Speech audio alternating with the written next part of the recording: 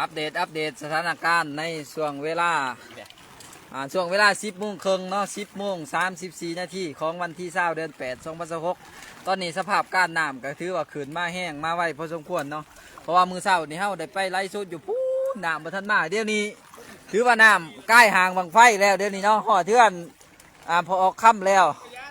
เกี่ยมถ่วมเละจะคล้องเฮือนเพิ่นกะเกี่ยมคนเครื่องคนคล้องแล้วหน่วยงานอัคคีภัยเฮาเนาะด้านภัยพิบัติแห่งชาตินี่มีเนี่ยโฮมบัตรสภาพนี่ปกสตะแซงบ้านเมืองแข้งตะแซงพร้อมนะมื้อนี้ครบเบิดปกสตะแซงเนาะมื้อนี้เนาะกับพร้อมพนักงานตะแซงเพิ่นก็สิไปช่วยเหลือผู้ประสบภัยไปแบกเครื่องแบกของซอยเอาหมูแม่ลูกอ่อนถึงบ่นี่สิทำได้เห็นดังมันจุ่มน้ำเด้อบ่ได้แก้ม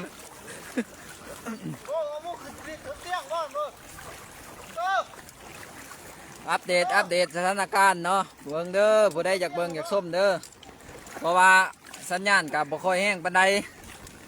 สัญญาณเน็ตกับบ่ค่อยแห้งเนาะเพราะว่าบางเขตบางบอนกับไฟก็เริ่มอยากดับเลยได้พี่น้องไฟก็เริ่มอยากดับนำแล้วสาเหตุก็แม่นว่าสังกะสีหัวว่าซั่นซะเฮ้ยไอ้ท่าเวียงคืนไว้ขนาดเนาะเพราะว่าบางเช้ามันบ่ได้ฮอดนี่ซ้ำเป็นแต่ได้ละมูเมลูกอนท่านท่วมแล้วนี่วังเสาร์นี่เขาไล่สดบริหารนี่ซ้ำตอนนี้กำลังหมดเป็นยางเลาะได้ยางมีความหมายได้หนิยางไปเบิ่งต้องประหยัดเสียต้องเถิงพี่จิบตอนนี้กำลังยางไปกวดสอบเบิ่งน้ำแน่ไปเบิ่งพ่อแม่ประชาชนในหินจิบที่ลุมีปกสตะแซงเนาะแล้วก็แนวโฮมบ้านเมืองแข้งตะแซงผมนะมือนี้ ยาเสียเป็นไงเมืองนั้นแห้งบ่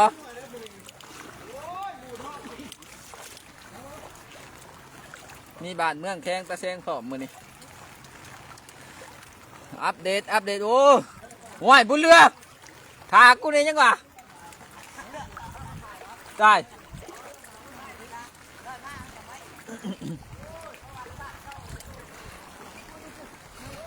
โกมึงกดเกิบบ่ใช่ยังไงต่อมามึงกระใส่บ่โอ้ยผมกดเกิบเปล่ายางของเขามาพี่ลึกคักพี่ลึกอลีน้ำตอนนี้ถือว่าเพียงแอวเลยเด้อเขตทุ่งเรือบันสะพาดเมืองมาปีแข้งสารวัตรขออภัยน้ำมือสั่นมันหนาวเขตทุ่งเรือบันสะพาดเมืองมาปีแข้งสารวัตรเฮามือกระสันสัญญาณนิดกระสาเด้อพี่น้องเด้อนี่ถือว่าเพื่อนพอออกซีวิไลล่วงวิเศษนี่กระท่วมไปที่เรียบร้อยแล้วเนาะตอนนี้น้ำกำลังขึ้นใส่ห่านคำเตาห่างบางไผ่ใกล้เลยเด้อห่างบางไผ่เด้อน้ำกำลังขึ้นบ่แม่นกำลังบกเด้อน้ำกำลังขึ้นแห้งเด้อบ่แม่นน้ำกำลังบกได้บางเช้านี่ทำอะไรสุดนี่กังไห้กังหน้านี่ยังเห็นป้ายเขาอยู่เด้อนี่บ่เห็นแล้วมีจัดมืดตึ๊บแล้วท่วมสมบูรณ์นี่แม่นสภาพการบรรสะพาดเมืองว่าปีเด้อผู้ใดบ่ได้มาหรือว่าอยู่ให้อยู่หน้าอยู่ใกล้อยู่กว้างคือทอดบ้านคือทอดเมืองอยู่ประเทศไทยอยู่ต่างประเทศกะเบิ่งฮับส้มผ่านไลฟ์สดของเพจกกให้ใหญ่ฮอดเจ้าบ้านได้เนาะโดยที่บ่เสียค่าเสียแต่ค่าเน็ตกับเวลานั่งเบิ่งถือว่าเป็นการเผยแพร่วิทยาทานให้พอออกไม่ออกได้ฮับเบิ่งฮับส้มพาสมองสิรุ่นแหละตอนนี้ถือก่อนสีเดียวแกเดียว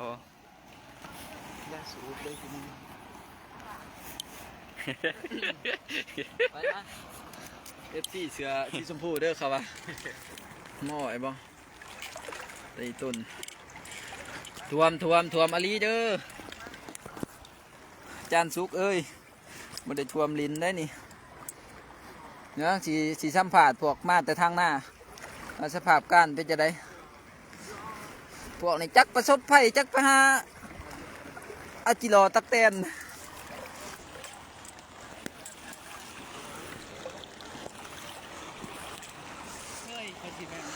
เป็นจะได้สภาพการน้ำอยู่หันท่วมมาลีบ่เพียงแอวบ่น้ำแห้งบ่ ห่วยเฮาสิไปหลอดอยู่บ่ เฮาสิไปหลอดอยู่บ่บุญเรือจะพายางหน้าถาเฮาก่อนเฮาอยากไปน้ำโตคือสิหลอดแน่บ่โตซื้อบุญเรือ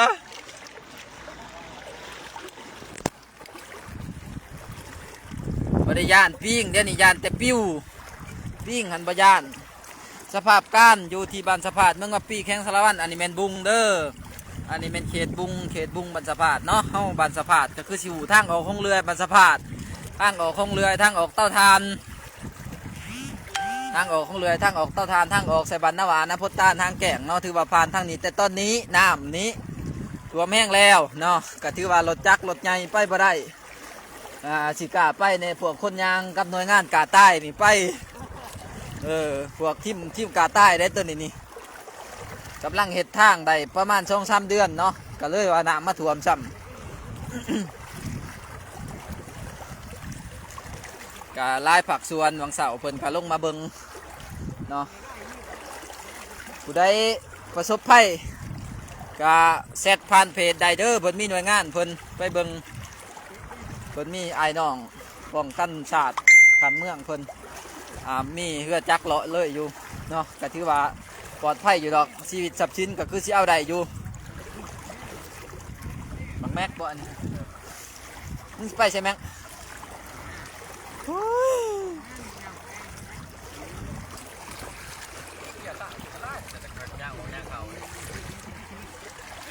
เขตสะพาดน้ำแห้งนี่แม่นบุงเด้อนี่เด้อเขตบุงนี่เสาไฟแห้งสูงนี่ถือว่าน้ำนี่ก็แห้งพอสมควรเกือบเกินนี่ก็ใส่มาจากใดแล้ว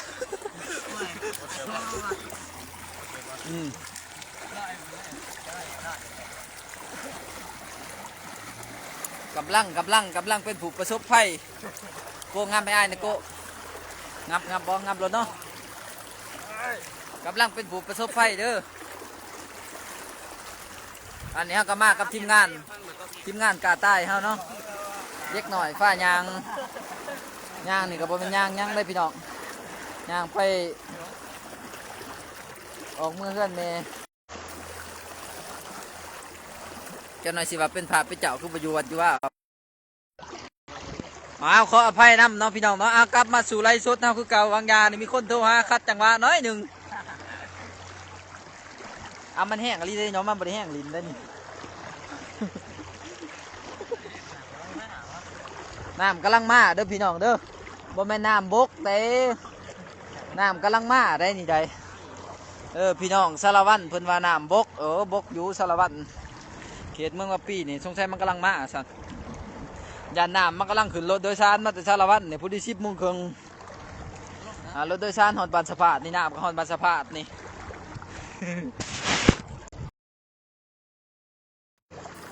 ก็งับดีๆที่บุเรื่องงับไปเนี่ยรูปเขาดีๆแล้วก็หีดชิปมันฉีดอันเอาเขาขั้นมันเอาเขาทบเขายัดเขา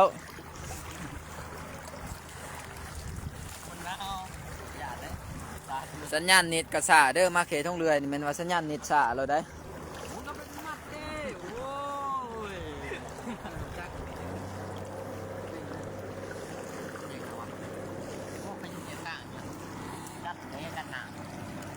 น้ำเนาะเขตท่องเรือเด้อนี่เด้อ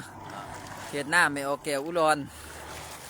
ต้นนี้ก็หน้าพอออกจอยกับบริจอยซื่อๆได้จอยพี่โพง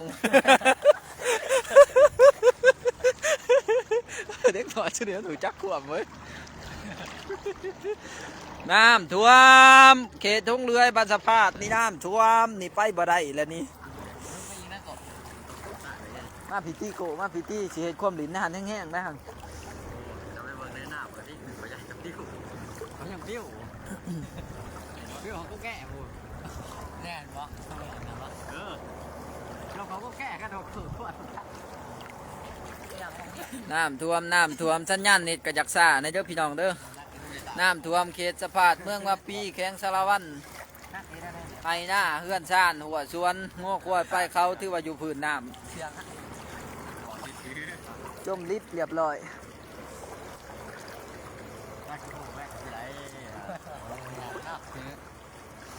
ได้หนีแล้วแห้งนี่ขนาดแห้งหอนใช้โทรศัพท์จุ่มน้ำหอนทันก็แสดงว่าไล่ชดเท่ากับมิดหอนทันเด้อพี่น้องเด้อตอนนี้ถือว่าน้ำนี่ก็ยัง กำลังเริ่มมาเนาะมันก็เริ่มเพียงแอวเลยแหละแต่ว่าโทรศัพท์เขาก็ยังถือแหนนอยู่ในมืออยู่การโทรศัพท์ตกน้ำปั๊บแสดงว่าไล่สดหยุดปั๊บไล่สดในพี่ให้น้องเบิ่งยานว่าบ่เห็นสภาพการบ้านเมืองนำกันน้ำท่วมฝนตกลิ้นลงเรื่อยหลายวันบ่เว้นว่างแล้วนี่คนทางยางบ่ได้เปียกเปื้อนไล่แท้แต่น้ำเซ่แล้วนี่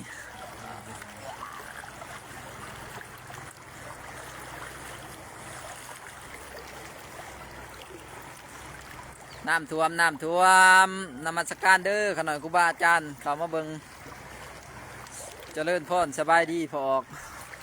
ตอนนี้ผู้ไร้สดนี่บ่อยากสบายปานใดพระอีมาคัดจังมาคืนสุไร้สดเฮาคือเก่าเนาะบางยาได้มีครูบาอาจารย์เพิ่นโทรหาด้วยความเป็นห่วงเป็นใยเพิ่นว่าน้ำแห้งก็แห้งอยู่พี่น้องแต่ว่ายังบ่ทันถึงขีดที่ว่าอันตรายสุดๆที่ว่าไปบ่ได้เนาะตอนนี้ก็ยังไปได้อยู่เนาะยังไปได้อยู่ยังย่างได้อยู่ว่าซั่นซะกันใจกล้าได้แหละใจบ่กล้าที่ว่าอยากผ่านบ่อยากได้แล้วนี่น้ำก็อยากแห้งแล้วนี่ผู้ไร้สดนี่ก็อยากปิ้วเลยผู้ไร้สดนี่ก็อยากปิ้วเลยได้นี่ได้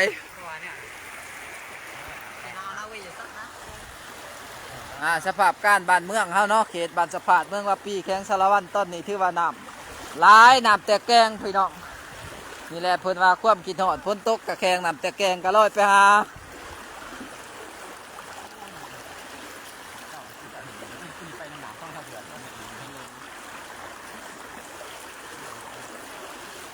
โอ้ยย่างเลยย่างแถวนั้นได้โกดท่วมเบิดบ่แถวเพื่อนบุติกแถวเพื่อนบุติกแถวนั้นบ่ได้ท่วมตีนี่นะบิดหนีมากระเบิดเลยแล้วไว้โป่งนิดนึงเดี๋ยวแมนไม่อีมันลาจริงว่าหนังอยู่ในเมืองนะ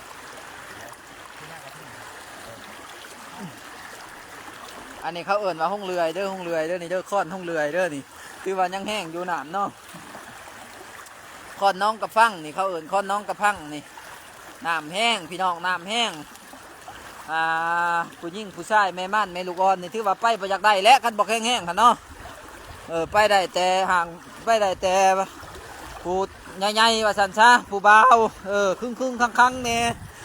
ถือว่าแม่ม่านแม่ลูกอ่อนนี่ถือว่าหามปานอะไรทั้งนี้ตากูเนี่ย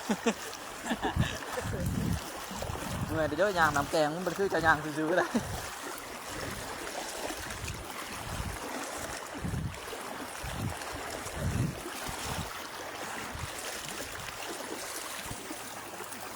ห้องกระยางมาใกล้สมควรเนาะพี่น้องเนาะแต่บ้านมาเนี่ยก็นับว่า2 กิโลเมตรแหละว่าสันซะขั้นบนตัว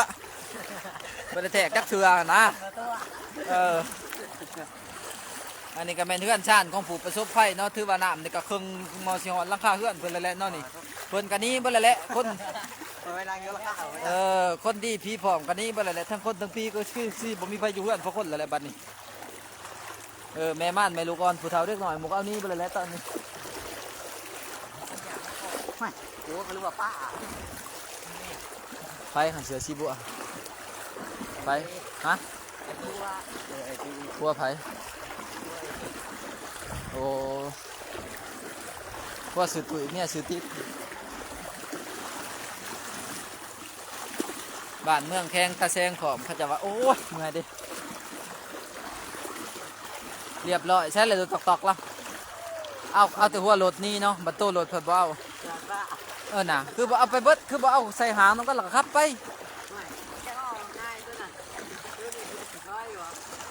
อันนี้ก็ถือว่าท่วมเลยเนาะเขาเอิ้นว่าเที่ยงหน้าบ่โตยเที่ยงหน้าบ่โตยเฮือนไม่ลุงนี่ท่วมก็ที่หำห้อยแล้วพี่น้องใกล้กะลางแล้วโอ้ยเมื่อย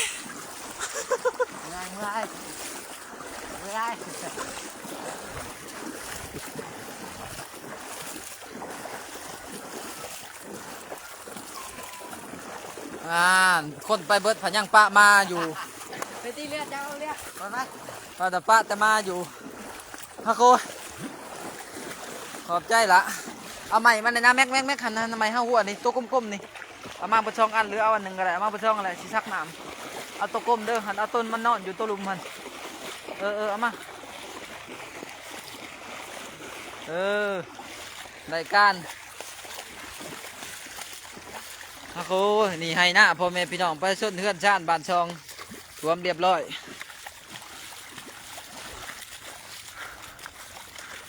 โอ้ยเมื่อย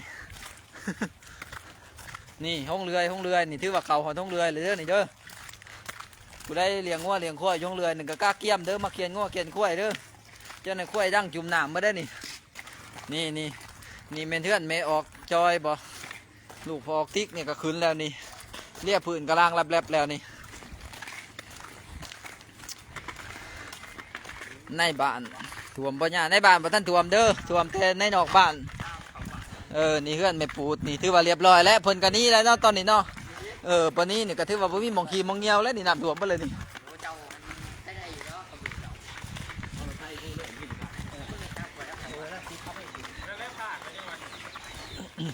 โอ้ยนี่นู่นห้องเรือนี่จ้างมันก็บ่ท่วมย่างได้อยู่มันยังย่างได้อยู่ได้หันบักอันนั้นหันตะว่าหันบักปลาคือหันบักปลาคือหันตะว่าโอ้ยย่างได้มันย่างยังได้อยู่เขาโลดพวกน้ำประทานแห้งย่างได้มันจะเป็นไงมันย่างโลดเขาแต่ว่าส่วนมันบื้นลงแต่เอวหันน้ำมันประทานเลยแห้งประได้เขาละย่างโลดจะไปถามมันแห้งจะไปถามไผสิมาสวยมันบ่ได้มีหน่วยซิ่วมาสวยจะได้ย่างโลดย่างได้อยู่บักโก้มันยังย่างได้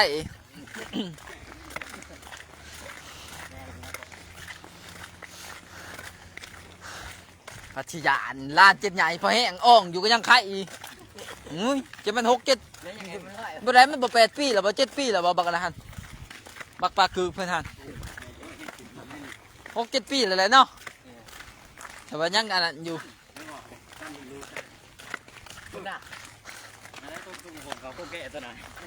กดเกือบกูเอาเกือบนี่ว่าวันแรกโอ้ยวิทย์นี่กับพ่อมืดแหละยังมอนี่ตัวกูผงเขาแก่นี่นะกูมัดชิ้นก็ได้นี่ชอดใช่มัดเกือบก่อนพี่น้องกล้าเกี่ยมก่อนกล้าเกี่ยมตัวเกี่ยมใจถ่วมเบอแล้วเพื่อนไม่ออกติ๊กกระถ่วมแล้วอยู่หน้านี่ไม่ออกติ๊กกับแม่เพิ่นจมเชี่ยวล้านเข้าบ้านอยู่มัดใต้โลดเลยจังแก่